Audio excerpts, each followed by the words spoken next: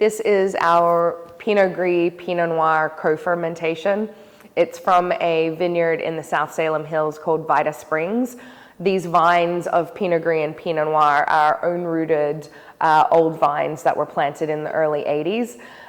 These are from the Pommard clone of Pinot Noir and the Irie clone of Pinot Gris, and have been grown together on this site since they were first planted. I originally decided to make this wine. It was going to be made as two wines, but when I walked through the vineyard to taste and fruit sample, the grapes were actually sitting in a very similar ripeness phase, which is kind of rare for Pinot Gris and Pinot Noir in the Willamette Valley.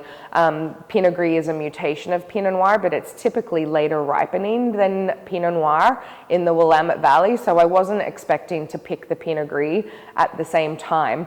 But when I was walking through, these grapes have been grown together for so long that they really are in step in their ripening process. And so they both tasted like they had really lovely flavor ripeness and still fresh acidity.